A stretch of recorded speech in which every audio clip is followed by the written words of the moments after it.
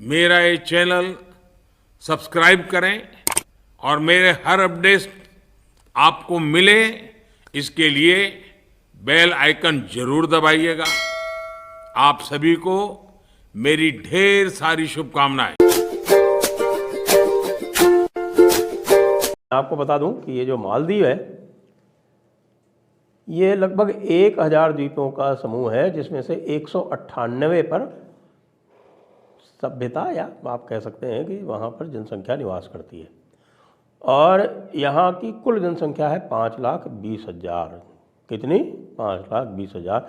दिल्ली में जो लोग रहते हैं वो जानते होंगे कि उनके पूरे मोहल्ले की संभवतः पॉपुलेशन इतनी होगी थी। लगभग 2000 किलोमीटर भारत से दक्षिण में ये द्वीप पड़ता है।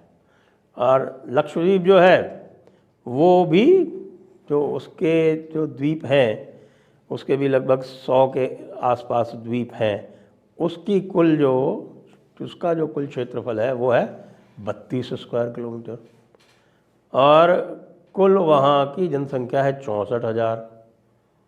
और वो भी कोई 20-30 द्वीप ऐसे हैं जहाँ वहाँ अच्छी जनसंख्या है, तो वो भी बहुत छोटा है। अब प्रधानमंत्री जाते हैं लक्षद्वीप और उसको लेके उनके एक मिनिस्टर जो हैं वो ट्रिगर हो जाते हैं और ट्रिगर होके ये लिख देते हैं कि भाई हमारे टूरिज़्म से कोई कंपैरिजन थोड़ी कर सकते हैं। और उन्होंने भला एक रेसिस्ट रिमार्क भी कर दिया कि भारत के लोगों में वो जो बदबू आती है उसका क्या होगा। अब ये जो बंदा है ये अपने आप को अरब समझता है। ये सारे मुसलमानों के साथ ये समस्या है कमोबेश, विशेषकर जो हमारे उपमहाद्वीप वाले हैं ये सारे के सारे मालाबार वाले हैं और ये अपने आप को अरब समझते हैं और अरब सुपीरियरिटी दिखाने का प्रयास करते हैं। कह रहे हैं कि साहब कि हमारी पर कैपिटा इनकम तो भारत से बहुत ज़्यादा है ना।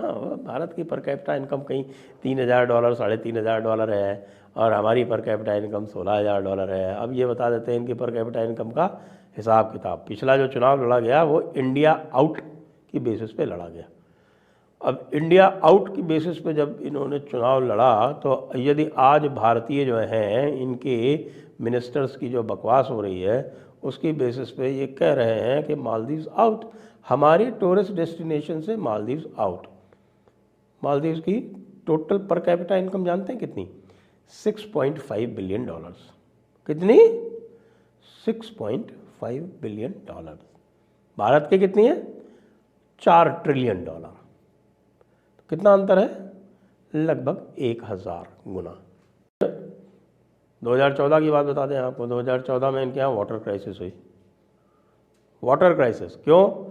क्योंकि पूरे मालदीव्स में फ्रेश वाटर का कोई सोर्स नहीं है, तो उनको डिसैलिनेशन करना पड़ता है, यानी समुद्री जल जो है उसको वो शुद्ध करके तब फ्रेश वाटर बनाते हैं पीने का पानी, तब जाके वो पीने का पानी सप्लाई कर पाते हैं। और 5 लाख की जनसंख्या में से 1 लाख की जनसंख्या जो थी वो प्यासी मरने वाली थी। तब भारत ने यहाँ से ऑपरेशन नीर लॉन्च किया था और ऑपरेशन नीर लॉन्च करके इनको बचाया था। तो अब नुघरे तो नुघरे होते हैं, नुघरे आप जानते हैं ना। बड़ी संख्या ऐसे लोगों की है जो ये कहते हैं कि साहब इंडिया आउट। अब इंडिया को आउट कैसे करोगे?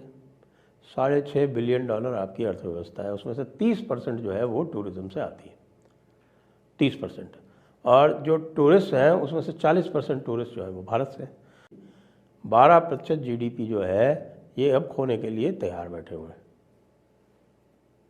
6.5 बिलियन में से 12% GDP चली जाएगी तो इनका क्या बचेगा? आप ज़रा सोच के देखिए। और इन्होंने यही कार्यक्रम आरंभ कर दिया है और इसके कारण जो विशेषकर जो ये आपको मैंने इनके मिनिस्टर की जो कमेंट बताई उसके बाद से और फिर लगातार और भी बातें सामने आ रही हैं कि कितना अनसेफ है। एक चाइनीज़ लड़की की व्यथा कथा इस समय चल रही है एक्स यानी ट्विटर के ऊपर, और उसमें बता रहा है कि किस प्रकार से वो अकेली चाइनीज़ लड़की ऑस्ट्रेलियन चाइनीज़ थी, वो वहाँ गई थी तो उसके साथ बलात्कार हो गया और बलात्कार में फिर उनके यहाँ से किसी ने किसी को सहायता नहीं की पुलिस ने और उसको अपना पैसा खर्च करके वापस जाना पड़ा और किसी प्रकार की उसको पुलिस की मदद इमदाद नहीं मिली। और एक ये चल रहा है कि कुछ फ्रेंच कपल था कोई, वो वहाँ पे गया अपनी वेडिंग फंक्शन करने के लिए, और वेडिंग फंक्शन में वो लोकल भाषा में उनको गालियाँ दे रहे थे, काफिर बोल रहे थे।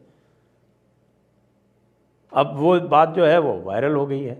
अच्छा, अब आप जो है वो पंगे लेंगे तो आप जानते हैं कि भारत का जो सोशल मीडिया है वो कितना शक्तिशाली है।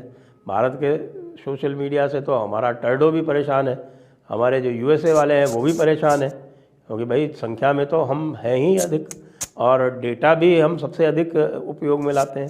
अब ट्विटर पे या सोशल मीडिया पे सबसे संख्या भी अधिक हमारी ही है।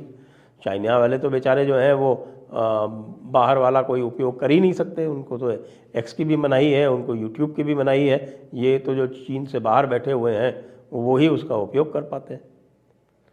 तो अब ये मालदीव जो है ये भारत को माले गनीमत समझे बैठा था, तो इसकी बैंड अब पूरी तरह से बजने वाली है। अब इंडिया को इन्होंने कहा कि आप अपनी मिलिट्री यहाँ से हटा लीजिए। अब इंडिया इसके ऊपर विचार कर रहा है, भारत इसके ऊपर विचार कर रहा है। अब विचार करेगा क्या नहीं करेगा। वैसे भी यदि भारत नहीं भी हटाए तो मालदीव तुम क्या कर रहोगे, नहीं हटाते, मूड नहीं है हमारा। आप ये सोचे बैठे हैं ना कि ये नेहरू जी वाला भारत है, ना ना, नेहरू जी वाला भारत नहीं है। जहाँ तक विदेश नीति का प्रश्न है तो आप लोगों को मालदीव वालों जो डॉक्टर जयशंकर की पुस्तकें पढ़ लेनी चाहिए। तो भाई मालदीव वालों 320 किलोमीटर की टेरिटरी लेके 6.5 बिलियन के टूरिस्ट रेवेन्यू लेके की जीडीपी लेके और उसका 40% जो है 30 से 40% टूरिज़्म पर बेस करके तुमको भारत से पंगा लेना है तो लो और परिणाम झेलो। अभी तक तो वैसे भी समझ में आ गया है लोगों के, मालदीव्स वालों के। अब जब सारे के सारे रिजॉर्ट वहाँ बंद होना आरंभ होंगे ना तब पता चलेगा। हमारे पास तो कोई ऑप्शंस की कमी नहीं है। अब तो हम बाली भी जा सकते हैं, फिजी भी जा सकते हैं, बोरा बोरा भी जा सकते हैं, क्योंकि सब जगह हमारे लिए खुले हुए हैं। वहाँ पर वीज़ा फ्री एंट्री है। भारतीयों को आजकल कौन नहीं चाहता, भारतीयों के पास खर्चा करने के लिए पैसा है, सब लोग वेलकम कर रहे हैं। मालदीव तुम तो इंडिया आउट करते करते कहीं तुम खुद ही टोटली आउट ना हो जाओ, बस इसका ध्यान रखना। जय हिंद, जय भारत, वंदे मातरम।